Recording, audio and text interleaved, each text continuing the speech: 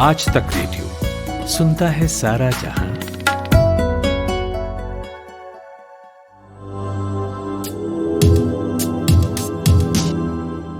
नमस्कार, स्वागत है आपका आज तक रेडियो के पॉडकास्ट कोरोना कवरेज में। मैं हूं अंजुम शर्मा।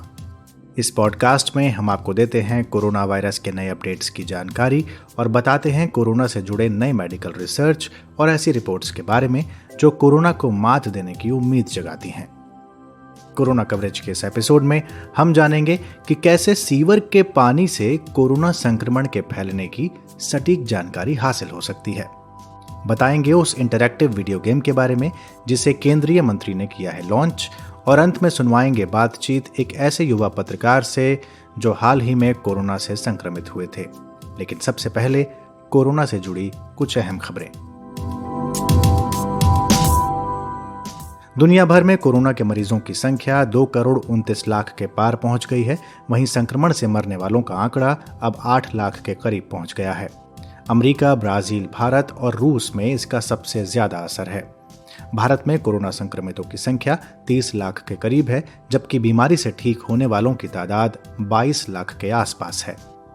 ऑड इवन दुकान खोलने के बाद अब साप्ताहिक बंदी के नए निर्देश से चंडीगढ़ के दुकानदारों में काफी गुस्सा है। दुकानदारों ने शनिवार को प्रदर्शन करके इसका विरोध किया। दुकानदारों का कहना है कि जब प्रशासन को कोरोना से बचाव करना है तो पूरी तरह बंदी करें, इस तरह नहीं। केंद्रीय श्रम मंत्री संतोष गंगवार ने कहा कि कर्मचारी राज्य बीमा निगम यानी ESIC की अटल बीमित व्यक्ति कल्याण योजना के तहत बेरोजगारी लाभ का दावा करने वाले व्यक्ति के आवेदन का 15 दिनों के भीतर निपटान कर दिया जाएगा। गौरतलब है कि ESIC ने कोरोना वायरस महामारी के कारण रोजगार गंवाने वाले लोगों को राहत देते हुए बेरोजगारी लाभ देने की बात कही थी। सुप्रीम कोर्ट ने एक आयुर्वेदिक डॉक्टर पर 10,000 रुपए का जुर्माना लगाया है, क्योंकि डॉक्टर ने कोविड-19 के इलाज का दावा किया था। आयुर्वेदिक डॉक्टर ने याचिका दायर करके सुप्रीम कोर्ट से गुहार लगाई थी कि सभी अस्पतालों और डॉक्टरों को उनकी दवा का इस्तेमाल करने का निर्देश दिया जाए। शीर्ष अदालत ने जुर्माना लगाते हुए कहा कि ऐसा लगता है कि याचिकाकर्ता ने पब्लिसिटी के लिए ये याचिका दायर की थी। क्रिसिल की रिपोर्ट के अनुसार एक ओर जहां भारत में चीनी उत्पादों के बहिष्कार के लिए अभियान चल रहा है, वहीं दूसरी ओर चीन ने भारतीय सामानों का जमकर आयात किया है। इस साल के जून में चीन में भारतीय उत्पादों का निर्यात 78% बढ़ा है। चीन में भारतीय उत्पादों के निर्यात की प्रमुख वजह लोहा, स्टील, अयस्क और जैविक पदार्थों की मांग रही।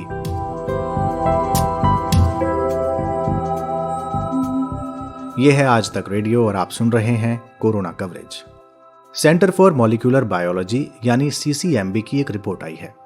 रिपोर्ट में दावा किया गया है कि हैदराबाद के एक इलाके में सीवर के पानी में कोरोना वायरस के कुछ अंश मिले हैं। रिपोर्ट के अनुसार किसी खास इलाके के सीवर के पानी की अगर जांच की जाए तो इस बात की सटीक जानकारी मिल सकती है कि उस इलाके में संक्रमण कितने लोगों में फैला था। शायद आप भी मेरी तरह सुनकर चौंके हों। इसलिए मैंने सेंटर फॉर मॉलिक्यूलर बायोलॉजी के senior principal scientist doctor Rakesh Mishra से बात की और जाना कि यह संभव कैसे है और सीवर के पानी में वायरस के अंश मिलने से क्या पैनिक होने की जरूरत तो नहीं है। नहीं, हमने जो स्टडी किया वो देखा कि सीवेज वाटर में अगर आप स्टडी करें तो उसमें कोविड-19 वायरस के फ्रैगमेंट्स उसका डिटेक्शन किया जा सकता है। और इससे सबसे बड़ी चीज ये है कि हम उस एरिया में जहाँ का पानी इकट्ठा हो रहा है सीवेज सिस्टम में, वहाँ पे कितने लोगों को इन्फेक्शन है अंदाजन काफी सही अंदाज लगा सकते हैं उसका। तो ये बहुत बड़ी चीज है अपने आप में कि बिना आप एक एक आदमी का टेस्ट किए हुए पूरे शहर के बारे में आप बता सकते हैं कि कितने आदमी को लगभग इन्फेक्शन हो सकता है। और अगर आप कंटिन्यूअसली इसको हर हफ्ते या हफ्ते में 2 बार देखें तो एक ट्रेंड अच्छी तरह से आप निकाल सकते हैं बिना घर घर गए या तो लोगों का टेस्ट। तो ये एक अपने आप में सर्विलेंस के लिए बहुत अच्छी चीज है। आपने जो पूछा कि इससे पैनिक होने की जरूरत है या ये इससे कितना खतरा है, तो ऐसा कुछ भी नहीं है। जो वायरल पार्टिकल के जो अवशेष इसमें मिलते हैं उससे वो इन्फेक्शियस नहीं, इसकी स्टडी की जा चुकी है इंटरनेशनल लेवल में कई जगहों पे। वो उससे पानी से वायरस उछल के या उड़ के या वो पहली बात तो मरा हुआ वायरस है, उससे कोई खतरा नहीं हमको। लेकिन उससे बड़ा फायदा ये है कि हम ये बता सकते हैं कितने वायरस इस लोकेलिटी या इतनी बस्ती में होगा।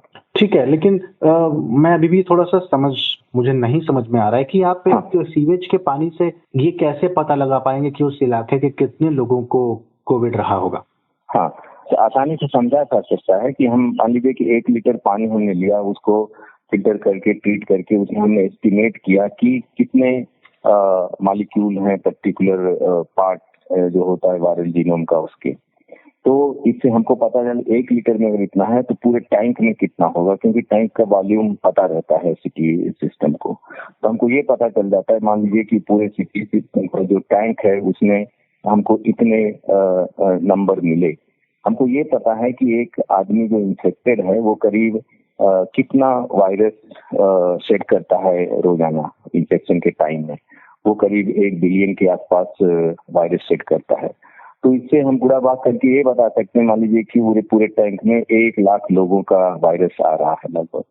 अब अगर उस बस्ती में 10 लाख लोग हैं, जिसका मतलब हुआ कि 10% इन्फेक्टेड है। इस तरह से इसको आसानी से कैलकुलेट किया जा सकता है, कितनी जगहों का पानी आ रहा है, उसमें कितने लोग रह रहे हैं और उस पानी का वॉल्यूम कितना है। और हमारा जो सबसे बड़ी चीज है कि हम क्वांटिफाई कर सकते हैं कि कितने मॉलिक्यूल्स हैं उसके अंदर। ये अपने आप में एक सोफिस्टिकेटेड चीज है, लेकिन एक बार एस्टैब्लिश कर लिया तो हम इसको आसानी से कर सकते हैं। ये आपने क्या केवल हैदराबाद में किया या बाकी शहरों में भी कुछ करने का ऐसा प्लान है? अभी तो हमने अपनी टेक्नोलॉजी को एस्टैब्लिश किया, इसको करके हैदराबाद के जितने भी सीवेज ट्रीटमेंट प्लांट हैं करीब 80% कवरेज किया हमने। और कई बार करके और इसको रिप्रोड्यूसिबिलिटी चेक करके ये एस्टैब्लिश किया कि ये टेक्नोलॉजी हमारे हाथ में है अब तो।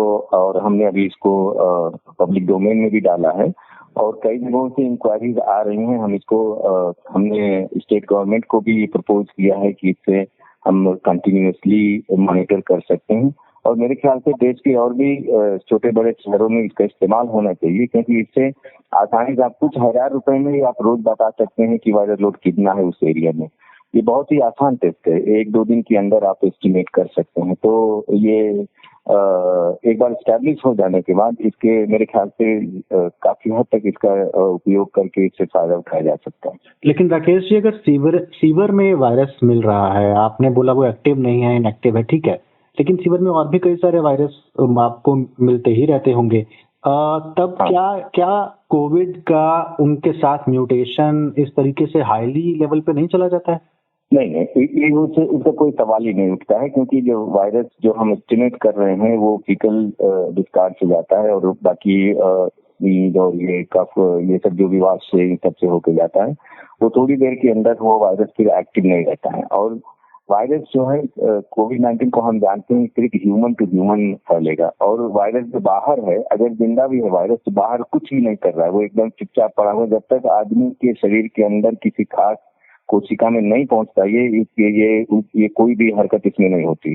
वायरस जो है जिंदा है, लेकिन तभी जबकि वो किसी लिविंग सेल के अंदर है तब। तो बाहर इसमें कुछ होगा इसका कोई सवाल नहीं उठता। ये आप इसके लिए तो निश्चिंत रहें लोग। और वैसे भी इसके जो चेंजेस होते हैं वो शरीर के अंदर ही हो सकते हैं, बाहर नहीं हो सकते हैं। और क्योंकि ये जिस तरह से फैलता है वो सीवेज सिस्टम में जाने के बाद इससे किसी और आदमी के अंदर फैलने की या किसी ऐसी कोई चीज होने की संभावना नहीं है। तो रोज नई नई रिपोर्ट्स और नई जानकारी कोरोना वायरस के संदर्भ में सामने आ रही है। वैसे कोरोना वायरस के प्रति जागरूकता फैलाने के लिए लोग भी अलग अलग तरीके अपना रहे हैं। एक तरीका केंद्र सरकार ने भी अपनाया और लॉन्च किया कोविड-19 पर अब तक का सबसे पहला interactive video game, the corona fighter. रचनात्मक तरीका है, लेकिन ये इंटरैक्टिव कैसे है और क्या वर्चुअल तरीके अपनाए जाने से रियल वर्ल्ड को बदला जा सकता है? क्या उसका प्रभाव उस पर पड़ता है? इसके लिए मैंने बात की इंडिया टुडे ग्रुप के पत्रकार मुंजीर से, जो तकनीक से जुड़ी खबरों को कवर करते हैं। हेल्थ मिनिस्टर ने जो एक ऐप लॉन्च किया है द कोरोना फाइटर्स, वो दरअसल एक वेब बेस्ड गेम है। उसके लिए एक वेबसाइट बनाई गई है। उस वेबसाइट पर जाकर के गेम खेल सकते हैं। जैसे मारियो, अगर आपने गेम खेला हो पहले, ये उसी के तरह का गेम है। और इसमें दरअसल होता ये है कि कोरोना वायरस जैसे बग्स होते हैं वो आते रहते हैं और आपको उन्हें क्रॉस करना है। आपको हैंड वॉश का ऑप्शन दिया जाता है इसमें और मेडिक यूज करना पड़ता है और डॉज करके बेसिकली उसको इवेड करके आपको आगे बढ़ते जाना है। तो ये काफी छोटा सा एक नॉर्मल सा मामूली गेम है, छोटा सा, वेब बेस्ड है, इसके लिए कोई सेपरेट ऐप लॉन्च नहीं किया गया है। कोरोना फाइटर्स इसका नाम है। बेसिकली लॉन्च करने का मकसद ये है कि कोविड-19 के बारे में बच्चों को ज्यादा से ज्यादा इन्फॉर्म किया जा सके इंटरैक्टिव वे में। सरकार की तरफ से यही कहा गया है कि इंटरैक्टिव गेम है ये, और इससे बच्चे प्रभावित हो करके थोड़ा सीखेंगे कि किस तरीके से कोरोना वायरस है और किस तरीके से कोरोना वायरस से बचा जा सकता है, और बचने के लिए क्या टूल्स यूज किए जा सकते हैं। टूल्स में आपका मास्क हो गया, हैंड वॉश हो गया, सैनिटाइजर हो गया, इस तरह की चीजें हैं। मुंजी, इंटरैक्टिव गेम किस तरह से है ये? इंटरैक्टिव गेम यूं है कि आप पहले तो वेबसाइट पे जाएंगे और सेलेक्ट करेंगे, उसके बाद बताया जाएगा, आपको थोड़ा सा इंफॉर्मेशन दिया जाएगा, उसके बाद जो है वो गेम शुरू होगा। आप उसमें से मेल फीमेल सेलेक्ट कर सकते हैं, और फिर कोरोना जैसे बग्स आते जाते हैं। इंटरैक्टिव टेक्निकल वे में इंटरैक्टिव इसी तरह का कहा जा सकता है जिससे आप फोन के साथ इंटरैक्ट कर रहे होते हैं बेसिकली। ऐसा नहीं है कि उधर से आपको कुछ रिस्पॉन्स दिया जाएगा इसमें। हाँ, ये जरूर है कि पॉइंट्स वगैरह मिलेंगे, आप पॉइंट्स कलेक्ट करेंगे, कोरोना वायरस से बचते डॉज करते रहेंगे। लेकिन मुंजीर, बोला जा रहा है कि ये पहली इंटरैक्टिव गेम है, सबसे पहली। मैं ये जानना चाह रहा हूँ, आप तो टेक को बहुत समय से कवर करते आ रहे हैं और आपका तो इंटरेस्ट भी इस तरफ है, क्या इससे पहले भी इस तरह की कुछ गेम्स आई हैं? वाकई में पहली ही इंटरैक्टिव गेम है? गेम्स तो जैसे अब बिल्कुल फोकस्ड तो नहीं लॉन्च किया गया है कहीं इस तरह का कि कोरोना वायरस, ये जो अपने में एक यूनिक गेम जरूर है, लेकिन पहला इंटरैक्टिव कोरोना वाला जो गेम है वेब बेस्ड, ये कहा जा सकता है। थोड़ा स्पेसिफिक होना पड़ेगा इसको लेकर के। ऐसा कुछ नहीं है कि इस तरह का इंटरैक्टिव गेम पहले बना ही नहीं, ऐसा कुछ नहीं। ये बिल्कुल ही फ्लैश पे चलने वाला गेम है। तो गेम बहुत मामूली सा है, लेकिन मैसेज इसके पीछे का बड़ा है कि आप किस तरीके से कोरोना को डॉज कर सकते हैं। उसके लिए आपके पास टूल्स क्या क्या हैं, हथियार क्या क्या है यूज करने के लिए। तो उसमें आपको कुछ छोटे छोटे टूल्स देते हैं।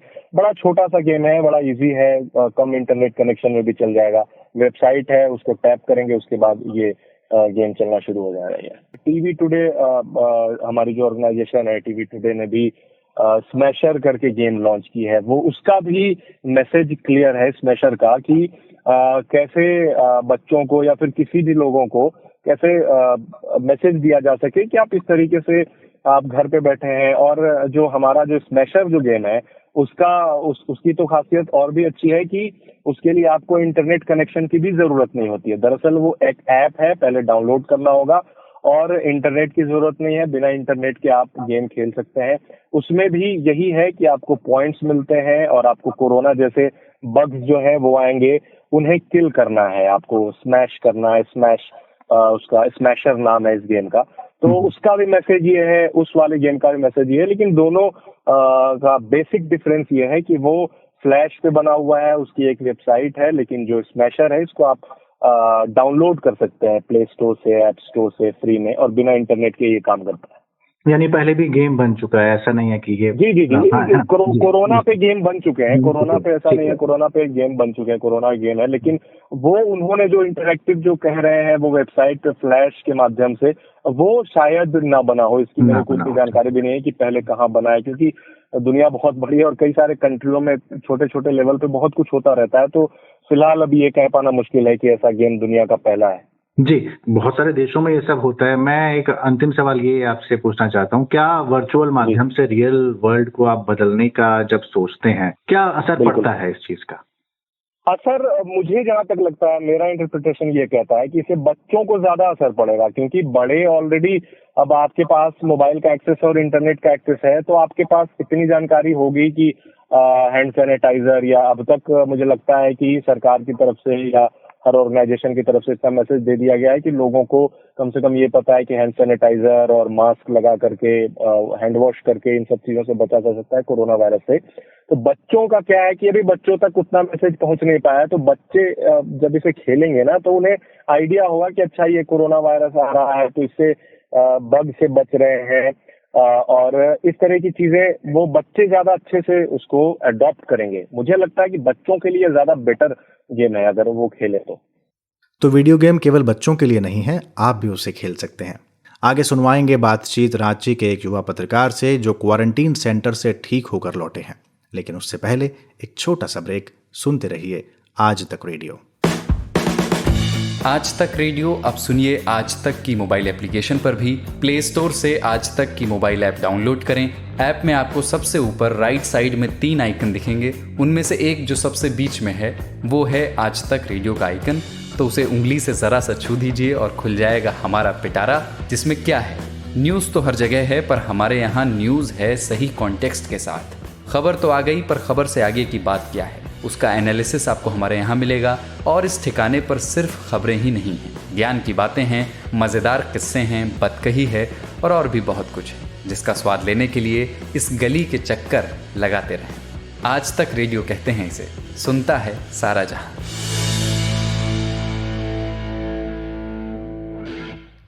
ब्रेक के बाद एक बार फिर से स्वागत है आज तक रेडियो के पॉडकास्ट कोरोना कवरेज में। मैं हूं अंजुम शर्मा। ब्रेक पर जाने से पहले मैंने रांची के एक युवा पत्रकार की बात की थी जो क्वारंटीन सेंटर से ठीक होकर लौटे हैं। उनका नाम है सिराज खान। कुछ दिन पहले इन्हें सर्दी खांसी के लक्षण थे और इन्होंने जब जांच करवाई तो ये कोरोना पॉजिटिव आए। कुछ दिन क्वारंटीन सेंटर में रहे, अभी ठीक हैं। कैसे ठीक हुए, क्या एहतियात बरते और क्वारंटीन सेंटर के अनुभव जानने के लिए इनसे बात की हमारे सहयोगी प्रतीक वाघमारे ने। तो सिराज जी, आप कुछ वक्त पहले कोरोना पॉजिटिव पाए गए थे, अब आपकी रिपोर्ट नेगेटिव है, आप पूरी तरह स्वस्थ हैं? जी, मैं बिल्कुल स्वस्थ हो चुका हूँ और मैं लगभग 7 तारीख को मैंने कोरोना की जांच करवाई थी। उससे पहले मुझे फीवर आ रहा था और सर्दी था, तो कुछ दिन मैंने 1 हफ्ते होम क्वारंटीन ही रहा, लेकिन उसके बावजूद जब तबीयत ठीक नहीं हुई तो मैंने कोरोना का जांच करवाया रिम्स में, यहाँ पे रांची रिम्स में। और जांच के 24 घंटे बाद मेरा रिपोर्ट आया। रात के लगभग 11 बजे यहाँ कंट्रोल रूम से मुझे फोन आया कि आपकी जांच रिपोर्ट पॉजिटिव आई है, तो कल आप जो है कोविड सेंटर में आ जाइएगा। उसके बाद मुझे भरोसा नहीं हुआ, क्योंकि जब मैंने जांच करवाया तो उसके बाद से मेरी तबीयत अच्छी, मतलब पहले से बेहतर फील कर रहा था मैं कि तबीयत ठीक हो चुकी है। तो मैंने फिर सुबह एक बार कॉल किया उन्हें, कंट्रोल रूम वालों को, और फिर से मैंने अपना नाम बताया और कि क्या सच में मेरी रिपोर्ट जो है पॉजिटिव आई है। तो उन्होंने फिर से बताया हमें कि आपकी रिपोर्ट पॉजिटिव आई है और उन्होंने फिर बताया कि आपके लिए एम्बुलेंस भेजी जा रही है, तो आप एम्बुलेंस के जरिए कोविड वार्ड में भर्ती हो जाइए। अच्छा, मतलब आप क्वारंटीन, इंस्टीट्यूशनल क्वारंटीन रहे हैं? जी जी। तो जी, उन्होंने एम्बुलेंस आई, फिर मैं यहाँ पे रांची में अकेले रहता हूँ। हमारे यहाँ पे मतलब हम उस वक्त हमारे पास कोई नहीं था ऐसा जो हमें सपोर्ट कर सके या कोई बता सके, लेकिन जो प्रशासनिक सपोर्ट है हमें तुरंत ही मिला और प्रशासन के द्वारा भेजी गई एम्बुलेंस में एम्बुलेंस आई और वो फिर मुझे लेकर यहाँ रांची में ही बीच शहर में ये एक सरकारी कोविड वार्ड है, वहाँ पे हमें ले जाया गया और वहाँ पे मुझे भर्ती करा दिया गया।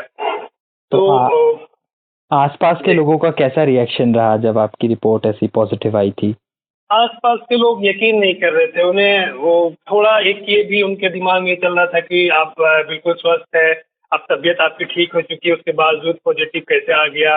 लेकिन मुझे मतलब मैं पिछले 1 हफ्ते से जो बीमार था उसके बाद मुझे ऐसा लग रहा था कि मैं जांच करा लूं, क्योंकि अभी जो कोरोना का शुरुआती लक्षण यही है कि सर्दी जुकाम है। इसके बाद ही तो मैंने करा लिया, लेकिन वो सपोर्टेड रहे। उन्होंने मुझे कुछ ऐसा ना बोला ना ये किया। मैं बिल्कुल ना रिपोर्ट आने के बाद मैं घर में ही था, बाहर गया नहीं, ना लोगों से संपर्क भी नहीं किया। बस अपने परिवार वालों को जानकारी दी, अपने दोस्तों को बताया कि मेरी कोरोना जांच जो है वो पॉजिटिव आ गई है और मैं कोविड वार्ड में जा रहा हूँ। तो आपका ये कोविड वार्ड क्वारंटीन सेंटर में आपका कैसा क्या अनुभव रहा? वहाँ क्या देखने को मिला? किस तरीके से वहाँ पे ट्रीटमेंट मिलता है पेशेंट्स को, ये थोड़ा बताइए।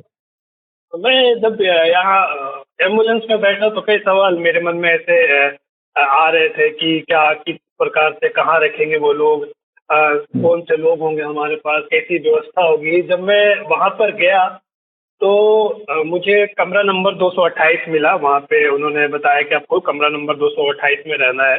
तो मैं जब 228 में पहुँचा और वहाँ जब सीढ़ियाँ चढ़ रहा था, 3rd फ्लोर पे था वो कमरा, तो जैसे ही वहाँ पहुँचा तो मैंने देखा वहाँ पे 3 बेड लगे हुए उस रूम में, 3 टेबल है और 3 चेयर लगी हुई है जी। और तीनों बेड पे नए गद्दे, बिल्कुल नए गद्दे लगे हुए हैं, स्लिप पेल के गद्दे लगे हुए थे तीनों। मैंने व्यवस्था देखकर काफी खुश हुआ कि मैं यहाँ पे जितना दिन भी रहना हो रह सकता हूँ। और पूरा कोविड वार्ड सफाई के मैं देख गया। उसके कुछ ही देर बाद वहाँ पे सैनिटाइज करने के लिए टीम आई और पूरे रूम को सैनिटाइज किया, यहाँ तक कि पूरे कोविड सेंटर को सैनिटाइज किया, मतलब जाने के कुछ देर बाद ही।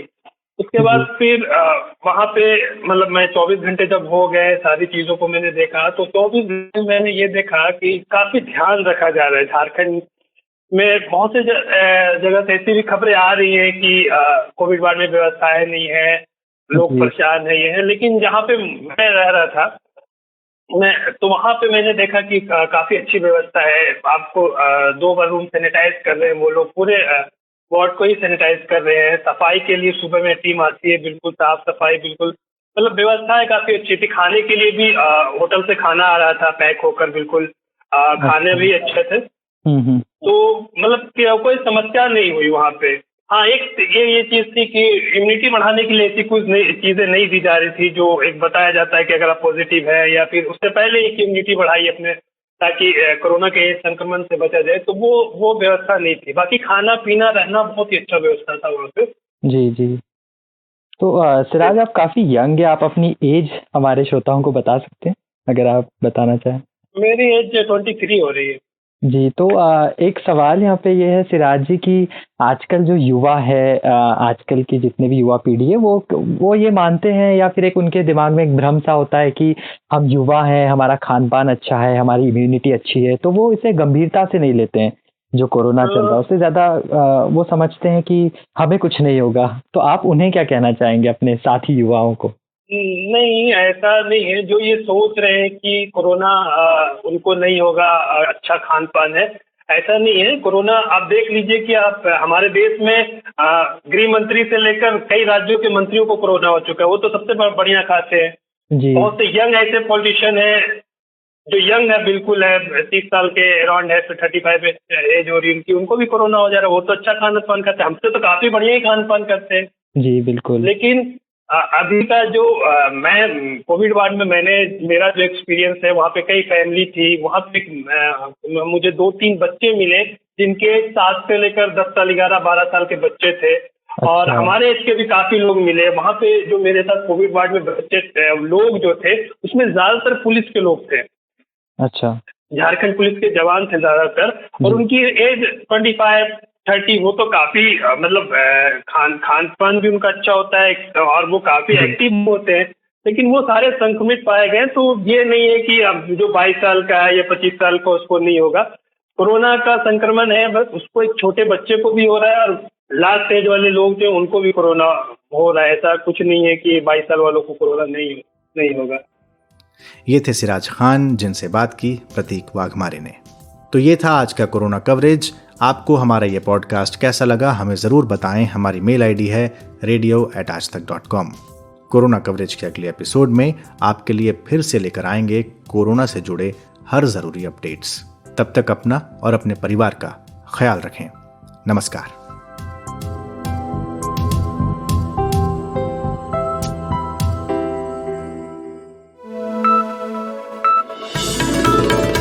खबरों की हलचल और देश विदेश का मिजाज आप सुन रहे हैं आज तक रेडियो।